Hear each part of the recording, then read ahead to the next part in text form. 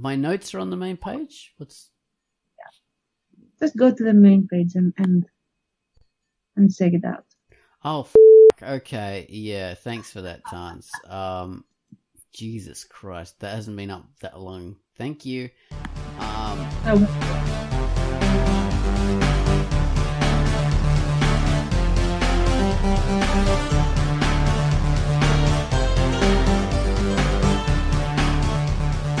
Hello and welcome to Quackcast number 378.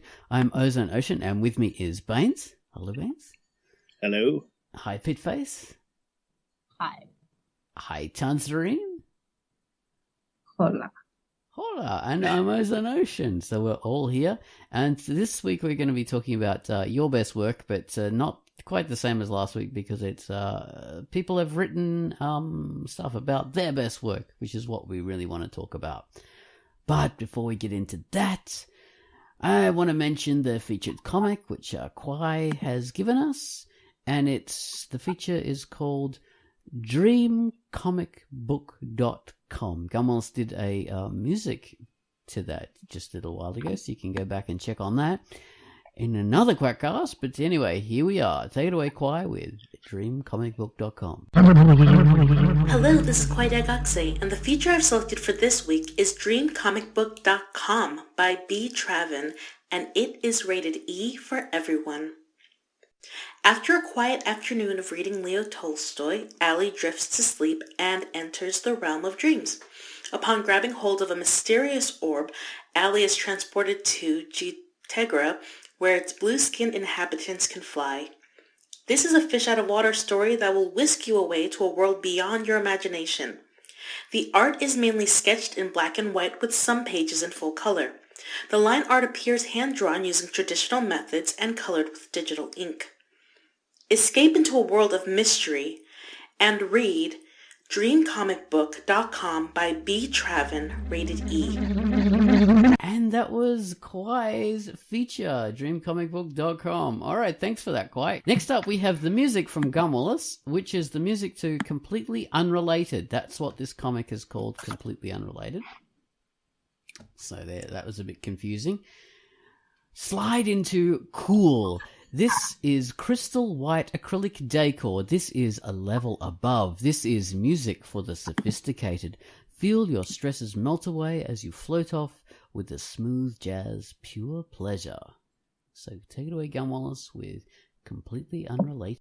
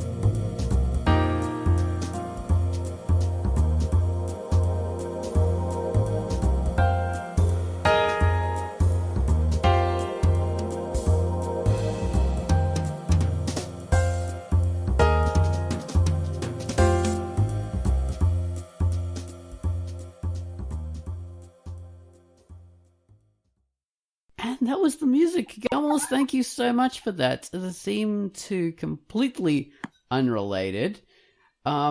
which is a comic, which you should have a look, and it's by, who's it by? Delicious Trifle. Sounds yummy.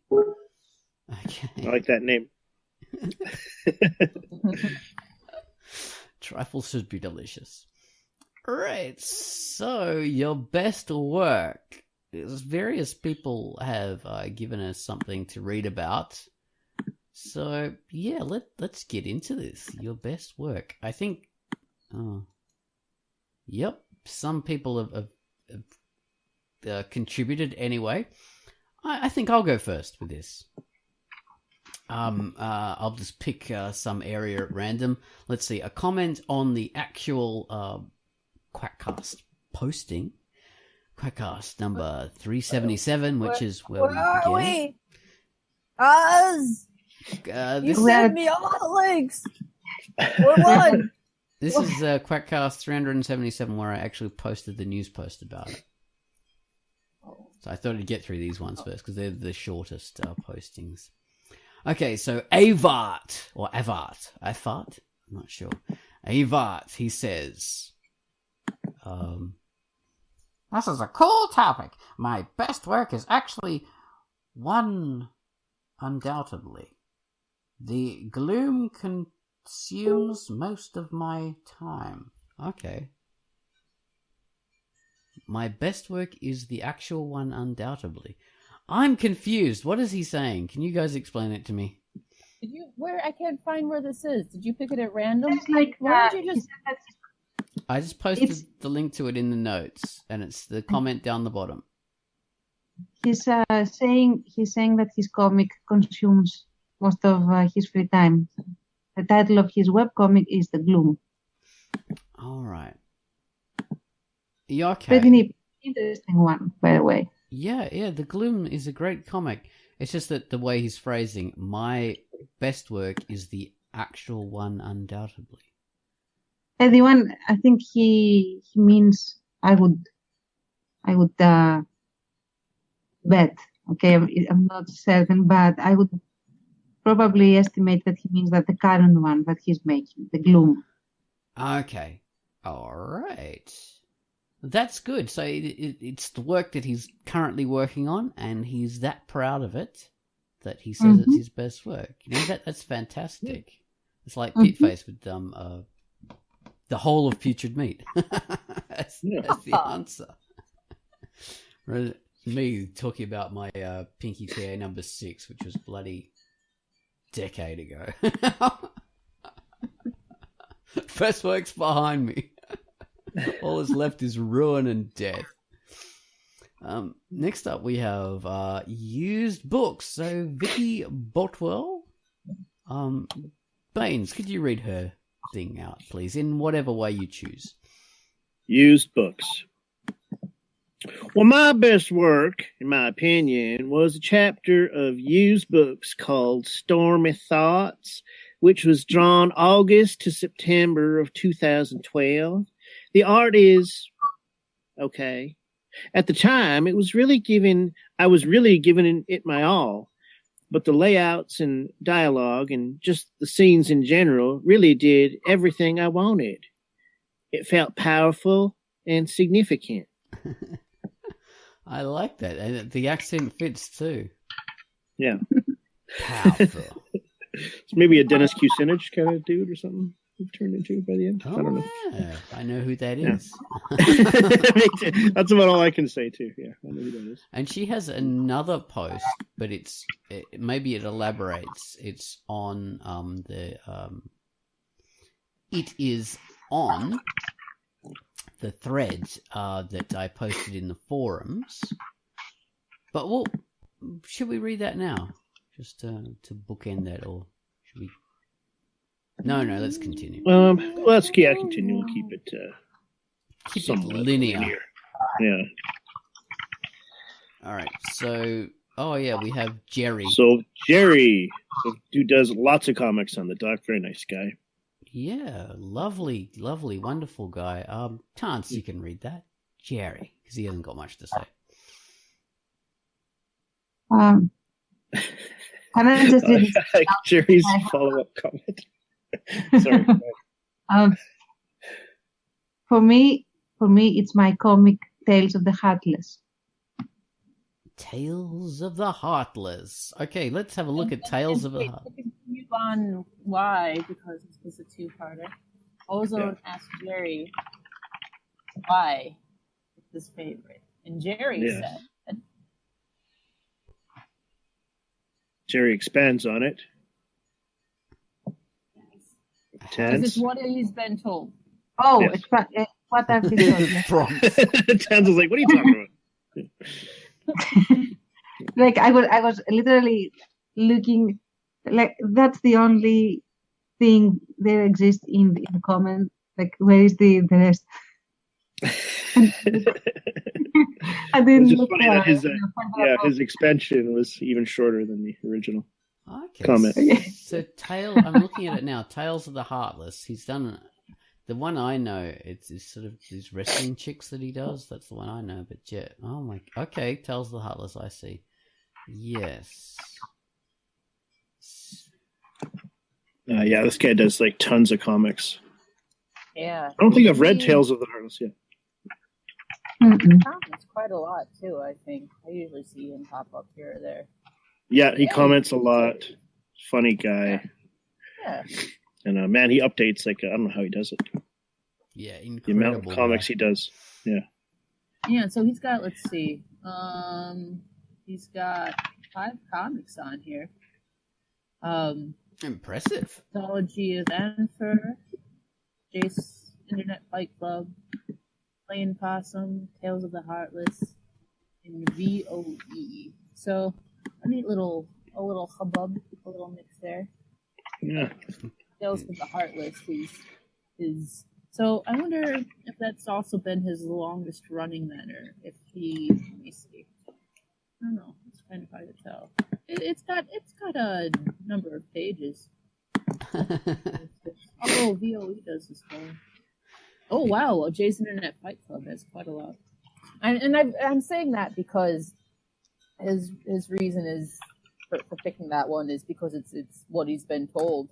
So that made me think that it would be his most popular. Oh right, I get you.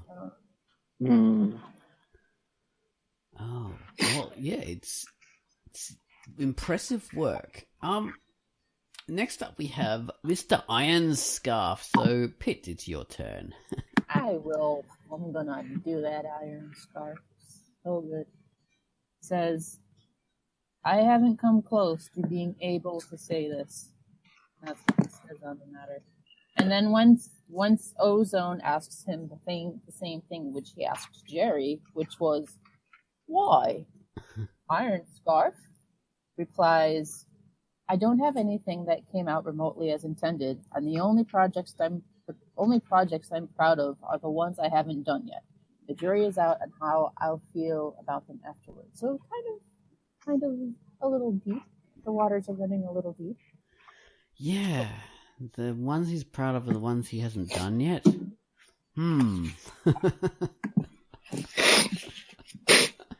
Some people say that's a good thing to do. To never be, rest on your laurels, and to always strive for something greater. So, yeah. Look into the future. A friend is just an enemy you haven't met, or whatever the expression. That kind of thing. Doesn't quite work. Oh, is that not it? Yeah. You should wood burn that into those wooden panels you have. It's a good idea. Yeah, inspiring. Iron Scarf now reminds me a bit of Edna from The Incredibles. Like, I never look back. It distracts me now. Yeah. Well, all right. I'm jumping across now. We've only got one comment here. On the Baines's post. And Gun Wallace comments and says, "My best work." Oh, I should do it in New Zealand language. My best work hasn't been drawn yet, has it, Mr. Baines? So Yes, it's a comment. He sent me he sent me a script actually. So and it's hysterical. So I'm gonna draw it. you're meant to draw it, Mr. Baines. Yes. I see. Yeah, and if he's expecting it to be his best work, then I think he's in for a disappointment. I was expecting that. Yeah. Oh, jeez. Well, now we'll go on to the Drunk Duck thread, it's forum thread, and I'll just send you guys the link so everyone's got it. And so we have a couple of responses here we can read through. Bravo is first. Let's go in the same order. Baines, do you want to read Bravo? Sure. I'm a little too sick to do the Bravo voice, sadly, because it's been a long time. So sorry, Bravo. Let's see. Oh, the Drunk Duck radio plays. I won't even do a voice. The pages I did for them were my best work. And sadly, I probably will never be able to do traditional work like that ever again. I had to ice the elbow and wrist after every panel. Oh, wow. Oh. Other than that, the composite sequences I did for Tales of SIG, especially the bridge scenes.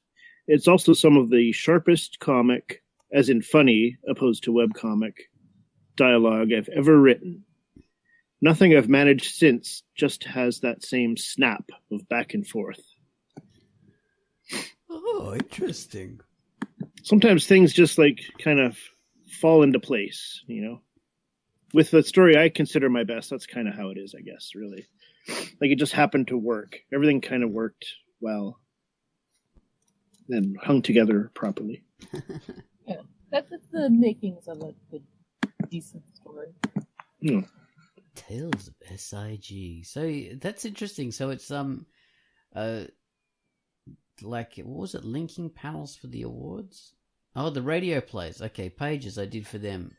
Oh, the radio. Yeah, geez, I forgot about that. I loved doing those radio panel comic pages. So we had a script. I think Gunwallace did most of the scripts.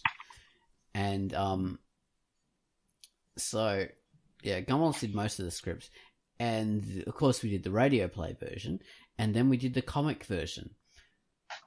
And we did our interpretations of the pages, which were very individual and suited our own talents. And Bravo did some good ones. I think he interpreted the pages in terms of old movie kind of characters and scenes. He borrowed tropes from old movies to do his sort of characters, which is pretty cool. Right. Yeah. That's from memory, and I sort of did them in my own way. I normally draw characters as gender swapped to female because I just like drawing women better than men. That's one of the ways I did it. It's so much fun. I love drawing those radio plays. So next up we have used books again. It's the same post, but she now has posted a sample page of that particular sequence. And I've been staring at it. And it really does feel like a scene from a movie.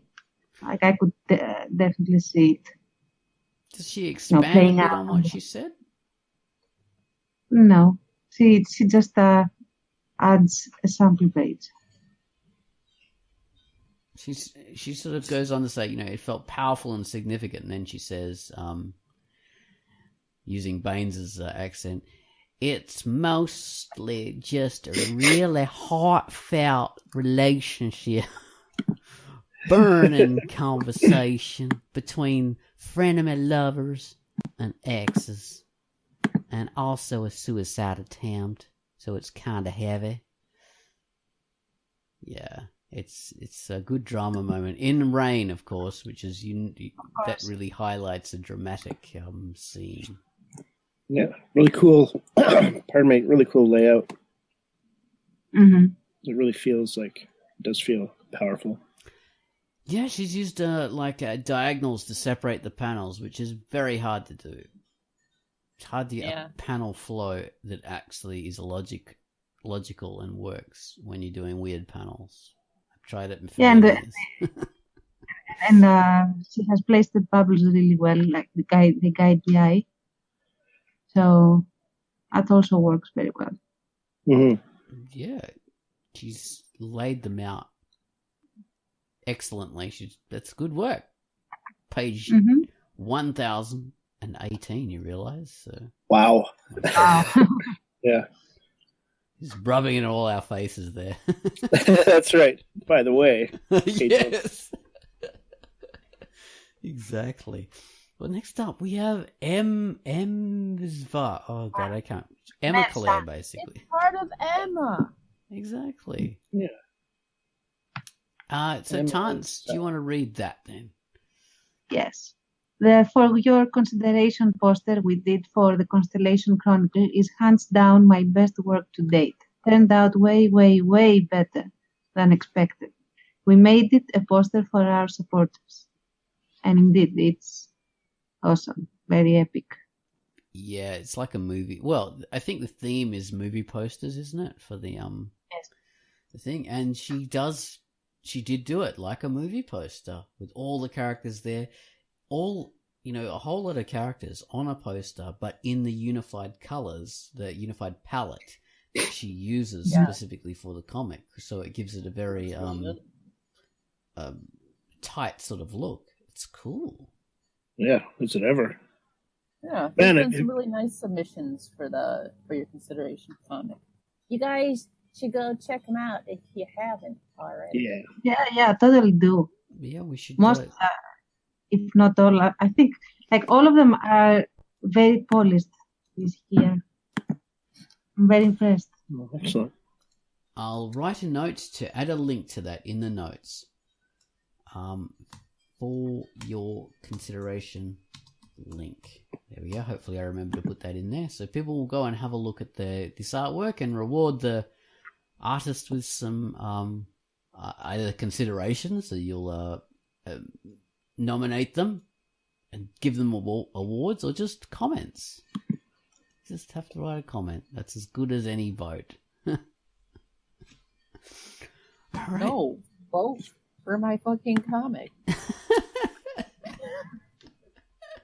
That too. Yeah, when the Listen time to comes. us. Vote for my comic.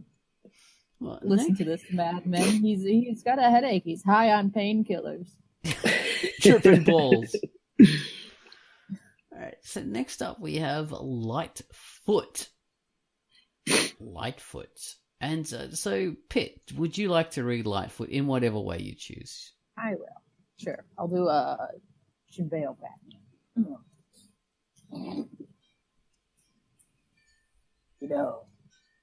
I have no idea.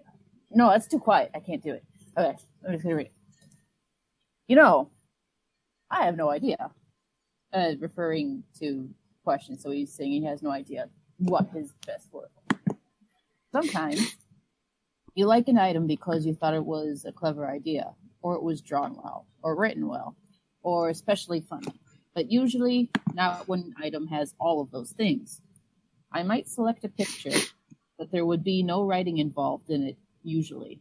If I selected a comic page, it might be a page where I like the layout and writing best, but wasn't the best or most complex to draw. It also could be an older item, and comparatively not drawn as well. If you're picking the best drawn, it's good to be biased towards newer items. If best written, it might be older because it'll stand out more to you. Okay. So he's talking about there's, obviously lots of different things that go into considering, what is your best work? Why is it your best work? Which is an important question when we're talking about this. Yeah, there's a lot of... It's an interesting question. Yeah. Yeah, because it's a very open question, and some of us will just pick it because it's our favorite thing. But what are the criteria that make it? Like, is it for Jerry, where other people say it's the best work? Other people say it's your best work. Or do you have a sentimental connection to the work? Like for me, number 6. Everything was going great then, so that's my best work. There are a whole lot of reasons why we would think of something as being our best work, and we would be really proud of it. Or like Gun Wallace and Iron Scarf, where they say their best work is yet to come. They're never happy. They're never satisfied. They're always hungry. I like that. And of course, okay, so Lightfoot does a couple of comics that have both been featured. I think, well, one of them has Pulse Comics. Really good. And The Adept. So, 2 fine pieces of work. Pulse Comics, The Adept is finished. Pulse Comics is still going on. So if you have a look at that, you'll enjoy it. Next up, we have Kim Luster, our favorite Kim, who does The God Strands now, I believe. That's her latest comic, I think. Or the Good Walker, I think, is actually the latest one she's really doing, isn't it? No, I think it's... I stopped on that one. Yeah. Okay. Yeah. I'm not up to date here. And she finished The God's Strain, and so she's going to take all the awards away from Pitface. No, that was last year. She already got the award for... she's still going to do her chance. Always. There's a protagonist-antagonist relationship between those two. Okay, so she says... That's not true. I love you. I thank you for commenting on my comic, but don't steal my Oh, God. So Kim says, I hate to cop out on this, but I really do feel like my best work is still to come. And then I'll always feel that way. I'm super self-critical, and I can't look back at anything and say that with certainty this is my best work. But if I just have to pick something I really thought was a good idea that I mostly pulled off, I'd have to say it to be Kimberly's Dream Odyssey in the God's Strain, pages 297 to 338. It's the climax of the story, in my opinion. So, yeah, there we are. Those 2 pages, or that sequence of pages from 297 to 338, which is quite a lot of pages. Check it out. Yes, fantastic. Enjoy the climax. Climax with her. We'll all climax together. as we do in every Quackcast. I don't think we climax as much as just walk away really disappointed.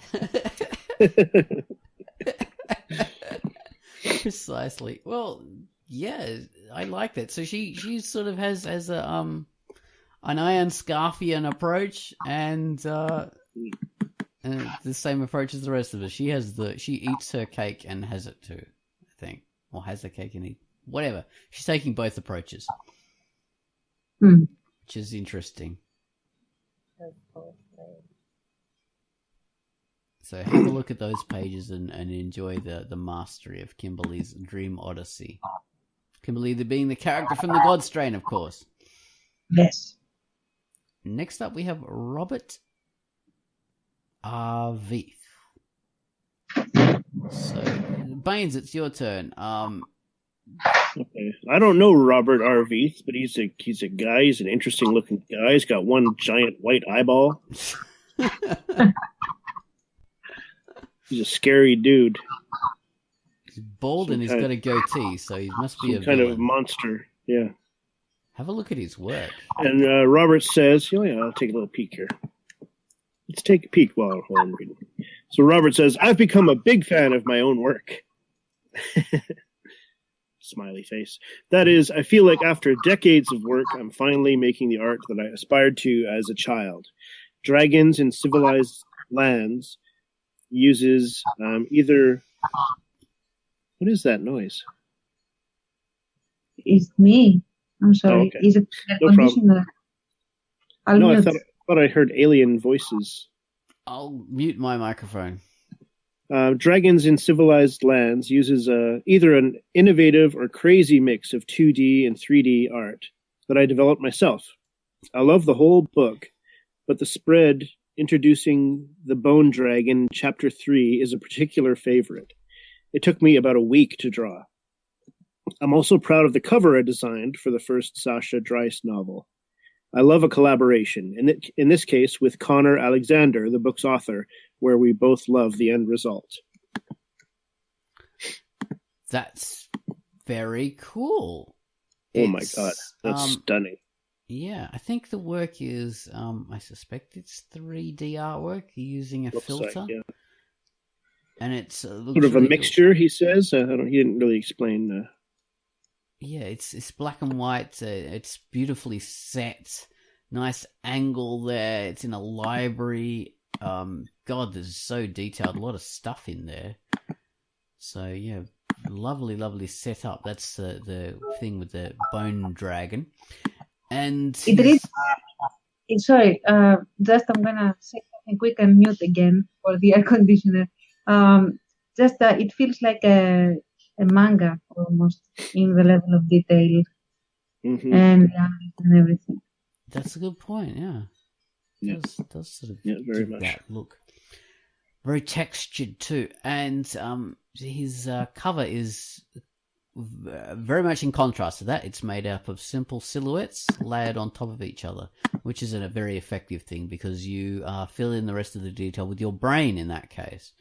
And he's overlaid that with like an artificial weathering to the whole thing. Like there's creases, spider web of creases in the page, and it looks really distressed and cool. Yeah, very striking. It's a good work, Robert R. Veith. I think that's his full name. Yeah. That's an interesting way of naming yourself online because all of us use our damn pseudonyms. Yeah. So yeah, who do we have next? I'm just closing all the links. The albino ginger. Oh right, so it's Tance. Okay. I have to agree with Kim. My best work is still to come. And I think I'll always feel that way until I'm dead or unable to work anymore. I tend to feel that whatever I am working on is my best work. Am I wrong to assume most people are like that? No, I think that was something we mentioned last week, wasn't it? That one of the things you often do is when you're working on a page at the moment, you think it's the best work ever. And sometimes you continue with that feeling, and sometimes when you finish, you think, no, it's my worst work. It's actually terrible. Exactly. I think that's almost all artists do.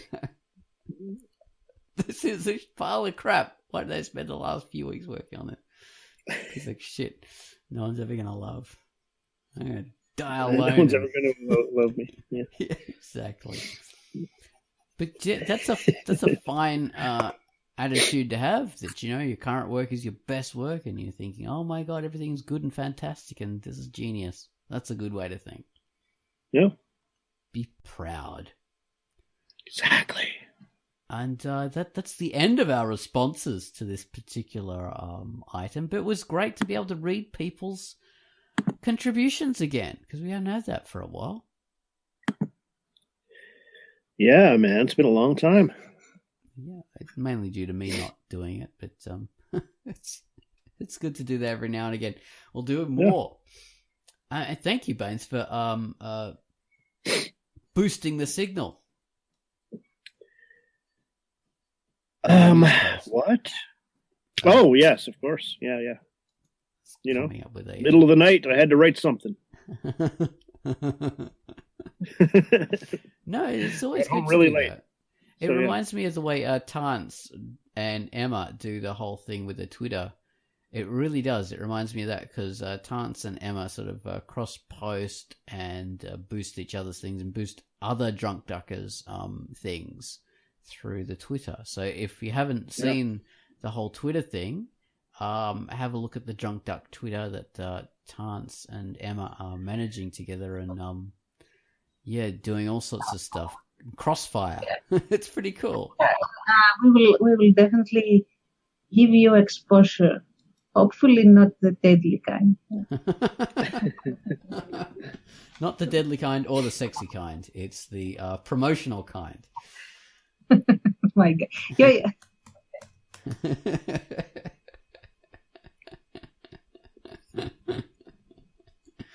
And it's really, really helpful. You do what is it the Quack Chat? That's what you guys call it, where you ask questions and you get people to respond to it. So you say maybe you say, what is your best work? Or you say, how do you approach this or that? And people through their Twitter posts respond to it. And the way Twitter works is that those responses get forwarded onto everyone else and all their followers, I believe. So everyone gets to see what people have posted in response. So it promotes everything in like a snowball effect, pretty much. Is that how it works? Make sure that you get in on the very, very first, because it comes in bunches, like 5 questions with one post that is in the introduction post, and you really want to post your work there, because that's where everybody is going to see where to go to support the comic. Like post a snapshot of a nice panel or your cover or whatever, say where people have to click to go there and what it is about. As you say, hi. That's the thing to do. And then, of course, keep answering the questions and like other people's responses and keep things rolling. Yes. And you do get, it does work. You do get people to notice you. Exactly, because you're not just talking to other comic artists, you're talking to the followers of those comic artists. So that's how it works. You're sharing each other's followers and friends or whatever they call it on Twitter. So it's excellent promotion. I like that. But the reason I bring that up was, of course, that Baines talked about the question I had, the whole thing I had in the Quackcast on another news post. So you're keeping things going, like in Twitter. You're boosting the signal, which is what we all should be doing. I've started doing that on the official Facebook page as well. When I see comic artists who do great Drunk Duck comics, like Modest Medusa recently, and there was another one for Lego Space, Scream with his one of his many comics. They do post it on their own pages, and I share those on the official Drunk Duck comic page, so that hopefully boosts the signal and you get more viewers for those things and you get more people in. And that's what we should be doing as comic artists, helping each other always, because we are our own best support system, really. And that's what Drunk Duck is about. We're a community and we're about helping each other get viewers and readers and a presence in the world, not about being just a whole bunch of individuals who go, look at my stuff, look at mine, look at mine. Which I do not like that kind of thing. You should do that. You should do that, of course. You should say promote your own stuff, but you should promote other people's stuff as well. Promoting other people's stuff along with yours. Yes. Works very, very well, because it predisposes audiences positively towards you, and they then want to check out your stuff. If you come across as self-centered, narcissistic, holier than thou, bleep head. Exactly. That My whole only- personality, basically. Yeah. No, you are very, very much a drunk duck hero, and we all know No. that. don't praise me. We'll just if you come across as being a narcissistic and all Yeah, that, well, right? As the villain boss, if I praise you I'm going to be destroyed. exactly. But the point is, and first of all, it helps you as a creator to do it.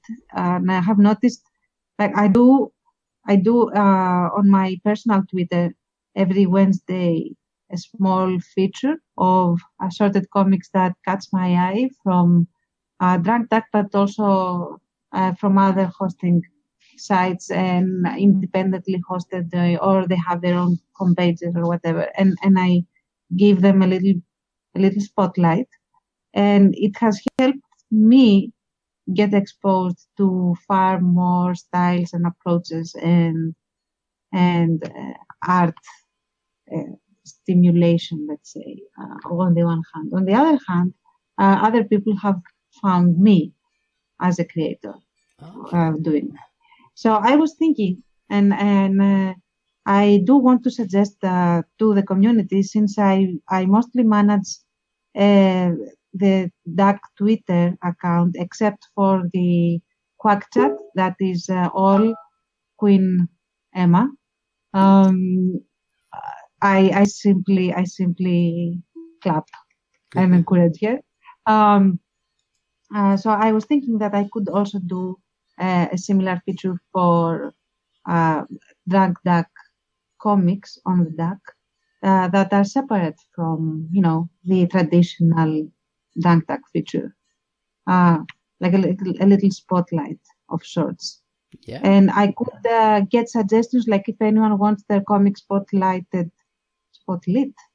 whatever, on the Twitter by me, they can PQ me and ask for it, and I'll do it. So there's that.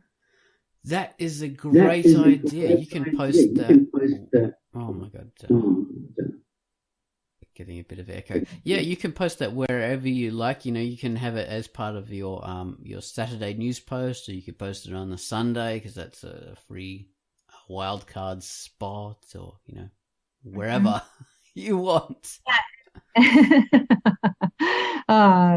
Okay. The thing is that you guys PQ me, and it's first come, first served, once a week. Okay.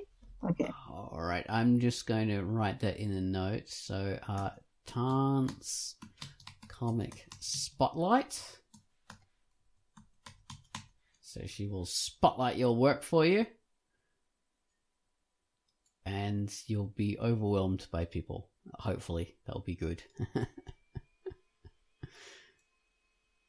Promoting all sorts of stuff. Oh, that's a great idea. What's like a swamp all over? Oh, that will come out wrong. That's a swap me with PQs. All right. Exactly. So we've still got a short amount of time until we finish up the hour. So do you want to talk about your recent news post about Comic Gate?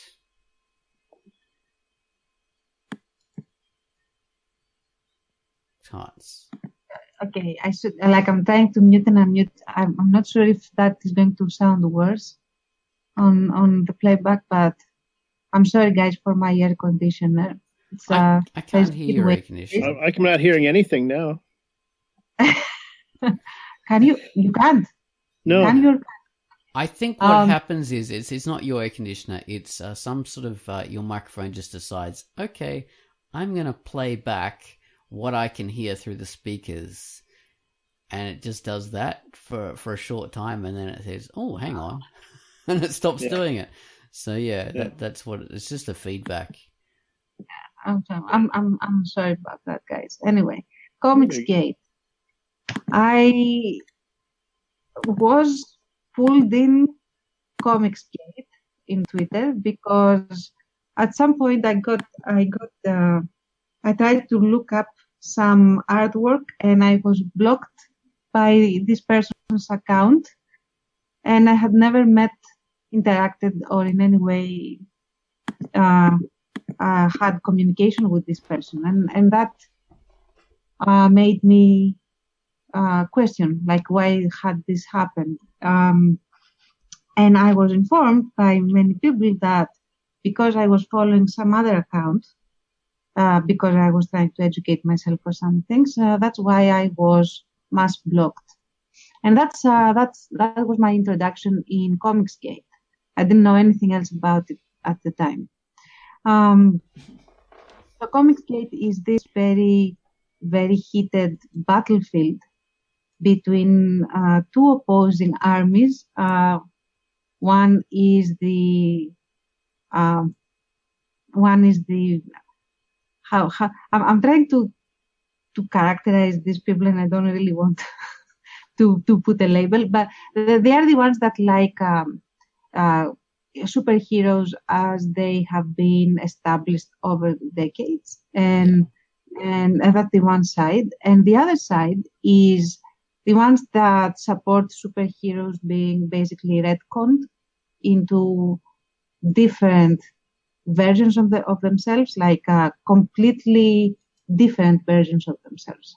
Often they just keep the costume and the name, and everything else is different. The gender, the background, the situation, the things that they deal with, and so on and so forth. And this is done by Marvel and DC in order to appeal to a wider audience. At least that is the official reasoning behind that.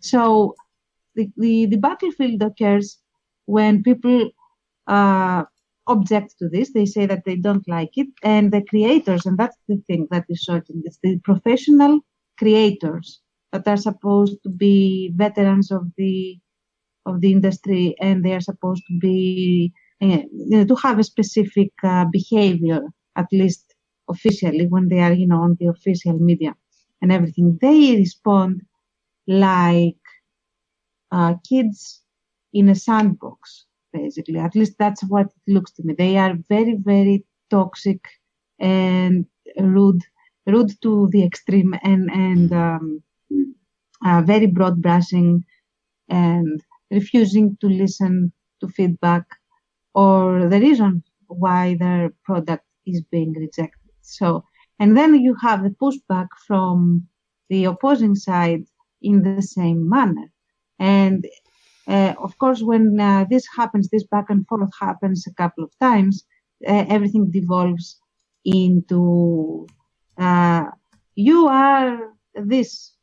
Oh yeah, and then that means that you are this, and blocked, and I will block you, and I will block your friends and your friends' friends, and I will hate you all. And then the other side says, oh yeah, okay, then I will block everyone that remotely has ever seen your account.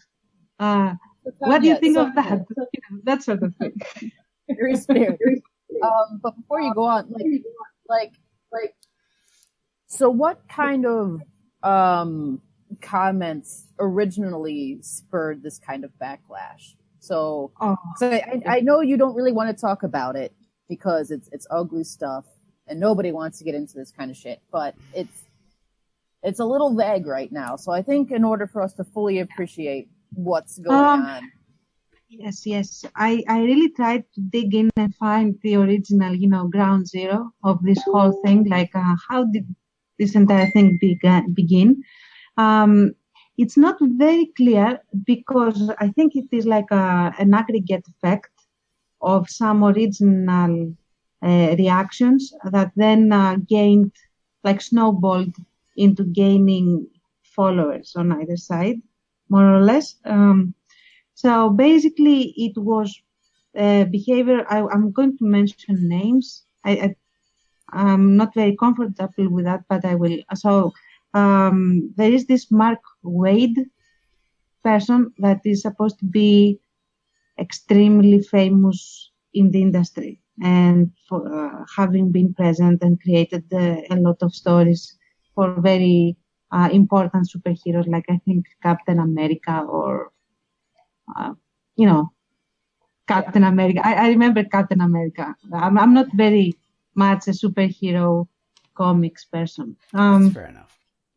So he responded, like some reader over Twitter got one of his titles where he had changed, not Captain America, some other superhero. He had changed his gender, I think, and turned him into a girl that was also another kind of minority, and she wasn't fighting, villains in the traditional superhero formula. She was basically angsting about whether she was being politically correct, more or less. So the idea was that they had changed the character, they had changed the context from being an adventure to being more basically slice of life with costumes, in a sense. So there was no action. There was mostly, arguments and people, having drama. And as I understand it, they don't like drama very much. So that wasn't the original intended audience that was reading the title. So the guy tweeted that to Mark Waid, and Mark Waid responded with, "You are a Nazi, homophobe, glib." I don't want to repeat everything, and you don't deserve to be a comic reader, and throw away all the titles of mine that you have, because he said that he was a fan and that he was collecting, all the comics to date that he had made. So, throw everything away because, you don't deserve to have my stuff. So, from this interaction, everything else blew up, and people, started siding on either side with these two. So it was an ad hominem thing. It devolved into that, basically. Which ad hominem is you attack the person and their themselves rather than their argument. Yeah, exactly. So there's that. Of course, then more creators joined in support or against Mark Waid, and then you have, as I said, snowballed into this juggernaut of nastiness. But if you of course, I'm not involved in this particular fandom of superhero comics. I have been a very casual reader. So when I checked to see, okay, let's see the arguments and let's see who says what and why, taking out all the ad hominems and all the, the trolling that is taking place and everything. I couldn't help seeing that the guys that criticized, the people that criticized this new, let's say, wave in the industry do have a point. Not because they retcon the characters, but because they do it in such an unnatural manner. They don't respect, basic tenets of plot, presentation, and character development. It's like you have, at least to me, it felt like you have cutouts of these heroes that are being forced to say certain things without it having been supported before with actions, so that it would feel natural for that character to say, right. See, and they jump to conclusions very easily, so that they can, have this. It feels mostly like this. They have this scene in their mind that they want to preserve in the comic, and they build everything around this scene, but haphazardly. Like they don't really care how you get to the scene, as long as you get to it. And that takes away from the impact, of course, and the entertainment value and everything else. So there is merit in that. And there is a reason, like I can see why people might not, like it. On the other side, some of the new iterations are very interesting. Like I could see interest in having a female Iron Man, for example, or a Hulk that is not Bruce Banner, but he is like an Asian guy, and I don't really understand why he's so. Anyway, but you can have, spiced up different versions Yeah. of the characters, and it can be extremely interesting. Yeah, it just But has to be done well. it feels hollow underneath. So I think that people on the side that react badly for the creations that they made, they don't realize that if they maybe filled up the hollow, they wouldn't get this reaction, perhaps. Yeah. And it sounds like, too, like, with anything that happens, especially with these great big titles, when there's going to be changes, they're going to be taken negatively and positively. Now, I haven't read them either, so I can't put in my own thoughts on it either way.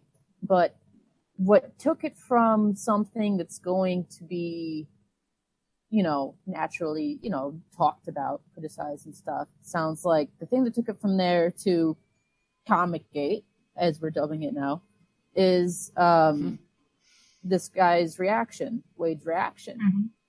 And which was just so, you take something that's already going to be a bit sensitive and have that kind of reaction. It's just going to blow up. There's no way it's not going to. Mm-hmm. So has the current political climate primed things so everything automatically fits into this mold? Yeah, I think so. I mean, it feels like, I think I mentioned in my news post that it feels very much like a Trump team and Hillary team just reincarnated into the social justice warriors and the alt-right. Yes, thank you. That's what I was looking for. The outright homophobes that want everybody to be white and buff and stuff. and in reality, that's the image we always have of the opposing side when we talk about things like this. Not necessarily even with comics, but things that do kind of get pushed into these molds. We make these straw men of our adversaries. This is this guy that I'm fighting, but in reality, like you were saying, a lot of people that will have criticizations will be more towards the center, and then they just kind of get shoveled into these more extreme camps. Yeah. By these people from the other side making these accusations who need an easy target, or a reason to hate this other person for just showing a little bit of dislike or not agreeing. Everybody has to agree with me on the internet all the time, and that's exactly. There is this great intolerance to diversion from whatever is conceived be the norm on either side, which is impressively sad. In a sense. Impressively sad, I like that. Because, like, for example, I realized that the reason I have been, and I have now been, I think I must have been blocked by at least 100 or 200 accounts or something like that. And that's because you were, no, I'm kidding. I was going to say something really mean. I decided not to. Oh no. Don't let me stop. I stopped myself. But which is sad for me, sad because I want to see some artwork and now I can't. Yeah. Oh yeah, because you're blocked. Yeah. And the reason for my being blocked is because I follow a very wide range of accounts, and a lot of them I don't agree with, and I follow them because I want to watch them, basically. So you would see a big range of accounts that I follow for reasons of basically keeping my finger on the pulse of certain things. And then, okay, I'm blocked now. So the other thing that they do, though, and that has apparently started to hurt financially the industry, is that they actively dissuade customers from buying their things if they feel that these customers are not ideologically completely, coinciding with them.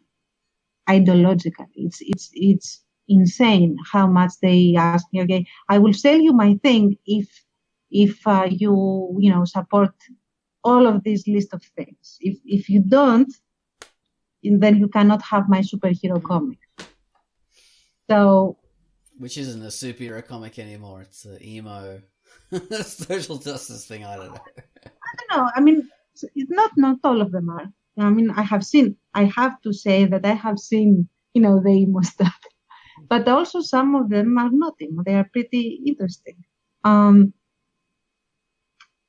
Okay. But you can't have them if you don't like all the stuff. Right. Yeah. That's the thing. You are forced into being a part of a camp, like Pitt says. You are this or that. It doesn't matter what you believe and what your the subtleties of your criticism are. It doesn't matter. Mm-hmm. You join the homophobes and the bastards. It's your camp now. Make friends. Those are your people. Yeah. Or if you like it. If you like the stuff, then you're off to the other camp and ride the rainbow. That's your job now. But generally, identity politics have begun to really saturate a lot of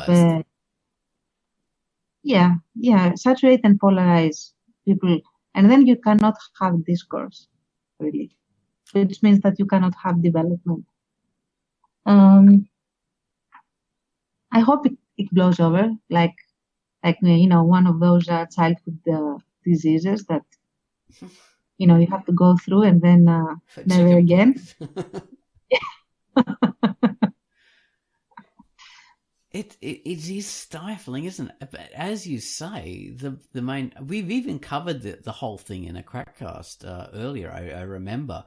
The reason why it's so bad is because it's ham-fisted.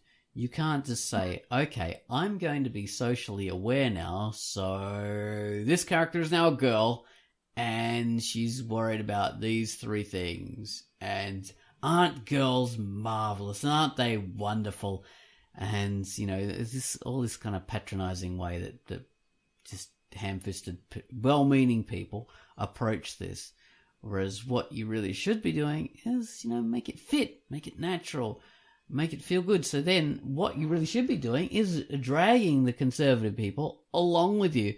So they really, they get on board with it and they are for the thing. You're converting them. That's how you do it. You don't just force the whole thing and make everybody hate your work. That's and I also counterproductive. That I have noticed that there is this a little bit of broad brushing of history as well, in the sense that, they tend to say that, in the past, all these superheroes were, white, milky white, blue-eyed and blonde, very Aryan and male. Like there was no representation. And I seem to recall, and I was never a fanatic superhero reader. They were my last resort, literally, if I didn't have anything else. But I remember black people in costumes flying around and not being the villains. And I remember brownish girls. And I just don't remember the heroes. I'm sorry. But yeah, I mean, the people who talk about that kind of thing aren't necessarily saying that there aren't any that have existed. There has been some representation, but for the most part, a lot of the mainstream has been on, white people, really good looking, well to do, beautiful people. Mm-hmm. And so I can understand why people would want to see more representation. And once again, it needs to be done with substance, but I would say that there is a difference. There has been representation lacking for the most part because a lot of times, you'd have these other I'm trying not to say alternate comic book characters because they're not alternate. They're just comic characters who have different races and stuff like that didn't quite sell as well, or at least that's what was projected. So so we got Black Lightning and Black Panther and Black Panther is like that.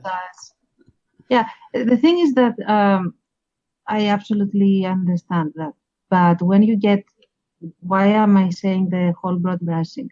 Of course, there was like the staggering majority was Caucasian, beautiful, buff male. But when you aggressively post, like there was no representation, everything was, and the white man now, I'm now quoting, the white man now cannot tolerate, seeing a black hero in costume on like this. When you get to this level of extreme to support, like something that is very easily, like the other side is going to shoot down immediately. For like, they will name, what's her name from the X-Men? Storm. Yes. They will name Storm, for example, or they will name, I don't know, Mike Morales or whoever, like the Black Spider-Man. And they will shoot you down. Well, why are you going to this level of extreme to prove a point only to get shot down? And the other guy is going to, throw fireworks like I have, won the day and I have won the argument and so on and so forth. Yes, it's poorly thought out by idiots, basically. It's like when the Black Panther movie came out and people were saying, my God, this is the first black superhero movie. And then people think, God, yes. What about Spawn? What about Blade? What about, Blackula? I don't know. There's always been... So really, they're lacking subtlety. Their position's good because it's the first, black superhero movie where the money has been put in and it's a major Marvel character. That's what they really mean. But instead they characterize in this simplistic, wrong way that's easy, as you say, to shoot down because it's wrong. Exactly. And for example, Blade, I think the Blade trilogy was one of the first movies that actually put superhero movies on the map as something that can be, profitable and popular. Yeah, came out before Spider-Man, before X-Men. Yes, and it really put it on the map. I mean, for producers in Hollywood, and it was a black superhero. Yeah, what you end up doing. Really dorky moves that I still like. I love Blade, by the way. So. Well, I love Wesley Snipes is a brilliant actor. But so what's your... He's not a brilliant actor. He's a good action star, yeah. But so what you end up doing is you end up ignoring or minimizing the whole, the Blade and Spawn and these kind of things. So, oh my God, they don't matter. They're irrelevant. They're a footnote in the whole, which, they don't intend to do. And they absolutely, people who support Black Panther absolutely do not intend to do that. They don't mean to minimize, that. But that is what happens. And, you just got to be careful. It takes the attention away. Like they take it to this field that, they can go at each other's throats for political reasons, and they take attention away from the fact that, okay, if you don't like it, what is the creative purpose behind that? Why don't you like it? Except, of course, taste. Like, let's look at the art. Let's make the story be a little more solid. give them a little bit more character. And Yeah. if you want to make them ugly, go ahead and do it. But don't have everyone react to them as if they are beautiful, because that's not realistic. Have them make everyone react eventually to them like they are beautiful, because they have actually affirmed themselves as a beautiful person. Okay. And you're not Or talking a about strong black. character, like a lot of the criticism I've seen, is that they don't have a real struggle. They're really sort of better than everyone else, kind of instantly, and they don't go through any kind of arc, and there's no drama to it really, because they're not hitting up against any kind of obstacles that matter. So that ties into your beautiful thing, like someone's sort of automatically praised, automatically victorious, and automatically great at everything. It's whatever race or gender they are, it's just a boring story. Yeah, you get the Mary Sue effect. And so we're not talking about Black Panther here. We're talking about the whole the other comics. Black Panther. Just wanted to separate that. That is something that worked. That's something that's done well. It's an example of it done the right way, and it's great. Yeah. So what you said there, that is a very good point. Yeah, they don't have the maybe it's the whole thing about because it's a minority, we have to compensate too much, and it's like there's this. It's people don't know how to handle it sometimes. Like you were just saying, like you compensate too much, or like you have to like it because yes, you're you have a bastard if you don't, or that kind of thing. Or and once again, that's an extreme view. There are some people that talk like that, but I think for the most part, people don't go that far. But it's go on. No, I didn't have much more to say. I was just going to say, it's a very white person, as people throw that around, but it's a very white person kind of approach. We're all white person in that we become too ashamed to handle things properly. So we go, we want to be, you know what? And that might be also typecasting on my part, so take it with a grain of salt. But what I have seen is that many of these people that supposedly are very progressive, like when you see things that they say about people of color, minorities and so on, there they are microaggressions. Microaggressions. Yes, microaggressions. Like the way that if you do some content analysis, the way that they talk about these people that are, happen to have, a different shade of skin or whatever, is very degrading. It's shockingly degrading, as a matter of fact. So that it makes me feel that the people that actually engage in that, either they haven't really immersed themselves to grasp the situation and change their interactions. They just have this veneer of, oh, okay, I will, wave some rainbow flags and I will throw up my feet and I'll be fine, and nothing else needs to change. And also, that might... Yes, sorry. So I'll complete it. And I think that this translates into their work a little bit, because they have this very caricatured, racist white people in the comic that you will not meet outside on the street. You will meet people that will look like the guys in Guess Who's Coming to Dinner. That's a very old movie, but very apt, with Sidney Poitier. The ones that are progressive. They accept everything. And then if you scratch the surface a little bit, that's where you hit the prejudice and the problems. Exactly. So they are far more interesting racist and realistic racist characters, and they're the actual often the people who are doing the comics, aren't they? They don't examine their own. You know, they're not racist as in. I said, take it with a grain of salt. Yeah. It's just my impression. Okay. They're not open. You know, like racist.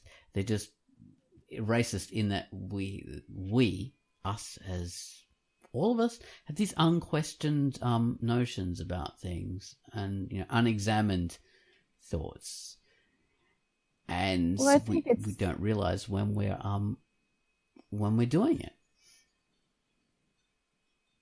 Yeah. Go on, Tance. Sorry. I mean, Pete. Sorry. Sorry, it keeps on pausing, and I think you guys are done now. I feel like a piece of shit because I keep on interrupting. But yeah, I was basically going to say I agree for the most part, and I lost my train of thought. So fuck it. Pick it up again. Come on, just start talking. Get on that train, Pit. No, I got it. You paid for the ticket. Yeah. Well, yeah, so I was basically going to agree, I think, and say something along the lines of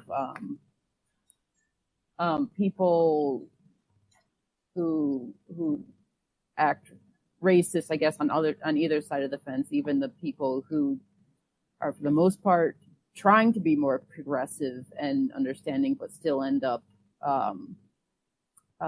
generalizing other people. I think what you guys were talking about are people who try to kind of speak for other races, saying like, like it's usually the people saying like, oh, you're, I can't remember the fucking word now. I can never remember the fucking word. I always fucking do this. Fuck it. I'm not talking. I'm fucking done. I know what I mean. I knew I was doing this. I fucking felt it as it was happening.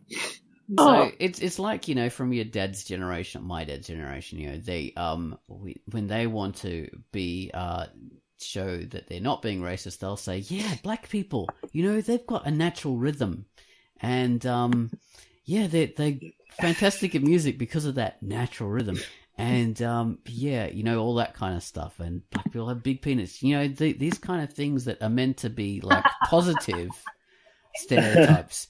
But it's a stereotype, and it's awful. So yeah, you don't want to lay that on people, and that isn't being progressive, because you're not treating them as people, you're treating them as a stereotype, a caricature. Yeah.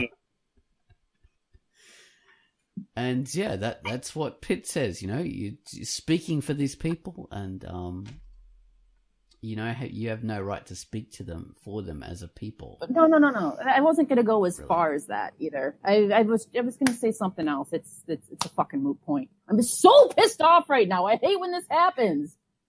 It happens to all of us. Like, I know it does, but it still pisses me off.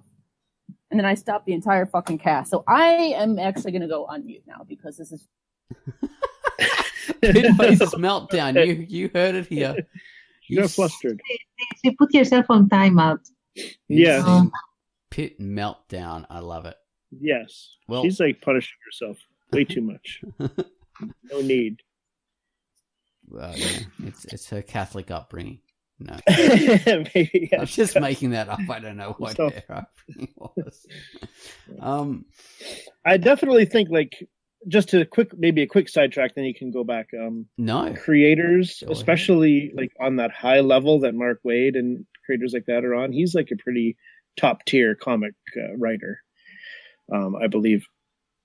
And I don't know, he's written some amazing stuff. He did Kingdom Come. It's one of my favorite comics ever.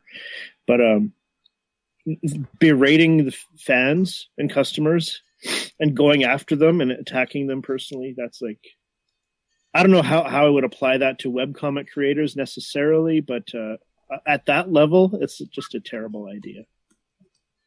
Yeah, exactly. I mean, I don't know. Apparently, the sales have dropped a lot. Wow. Yeah, so I hear you. Well, they say there are actually other reasons for that. They say people are unfairly blaming the social justice aspect, whereas, I don't know, maybe this is people being apologetic, whatever that word is that I'm trying to think of. They're saying the real cause for the sales dropping is they're not being promoted as well as they should be, and there's no follow through on things. People think, if they start supporting this title, it's worthless because they'll just drop it in 3 months and move on to something else, and there's no real force behind it. I don't know whether that's true, but that is one of the reasons people have put forward. One of the alternative reasons that people have put forward. Yeah. So. I don't actually know about that, because in all the analysis that I have read over the internet, over all these things, the biggest issue that keeps bringing up is how both the big two select their artists, and they apparently do select them by political affiliation to a very big extent, and on condition that they create this, and that. So really? I imagine that maybe that is not even on the creator per se completely. Like if you are forced to make something that you haven't really thought out, and you have to make it quickly, to meet the deadline, you just, throw mud at the wall and whatever sticks. But there might also be that, considering everything. Oh, I was going to say that's a real dangerous thing. So if you're recruiting people based on a political affiliation to do things in a certain way, what that means is you have a reaction effect, that there will be people who recruit people who have a different political point of view, and they will create the opposite kind of thing, a Captain Racist, basically, not in that name, but that's what you'll have. Okay, we're only hiring white creators and white, straight, buff men to be our creators, and they're going to produce all this specific work. Apparently, they have created this new indie cluster of creators that have been ousted from the big two and everything. There is this big Comicsgate phenomenon of this guy that has created, that has crowdfunded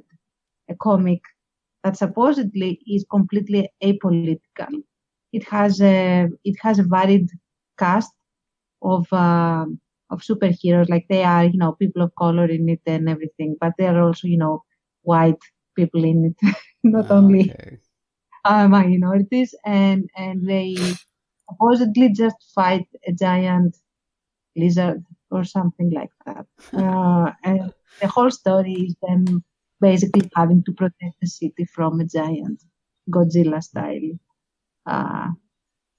monster. Right. And everyone is losing their shit over it. It's like, okay, this is the traditional stuff. So I think that this is like one manifestation of the opposite pole, saying, okay, this is a comic where I'm not going to be preached at, in a sense. Okay. All right, I get you. So it's not necessarily, we'll just have everybody as being Aryans, and that's how we're going to do it from now on, but it's in a different way. We take a whole different tack. Yeah. I like that. I think that they have done it especially varied, just to prove that we are not racists. Like, okay, here you go. You have a white, you have a black person, you have an Asian person, you have this Muslim fellow or whatever, but they are all superheroes, and they are all, fighting this lizard, and nobody is on a soapbox. There you go. Have it. That sort of thing. Apparently, nobody has seen the comic yet. I suppose that has to be for us to know if they actually don't go on soapboxes. So we'll see. Yeah. That's an interesting way of Maybe they literally stand on the soapbox at some point. Oh, I would totally do that. That would be nice. They'll make they have to make a tower out of soapboxes in order to reach the lizard and attack it. Exactly. Yeah. And they attack it by shouting at it as loud as they can. and it gets destroyed. And then they win. Yeah. Oh God, I love it. That would be genius. Very subversive. Well, not even subversive, just obvious. I like it. Well, we're a bit over time here, but I'm glad because this has been a fun little topic. We've talked about so much in this Quackcast. Yeah. All right. So thank you guys for being on. Thank you, Time Out Pit. Banes and Tons. Excellent. Thank you too. Thank you. All right. I shall stop it there.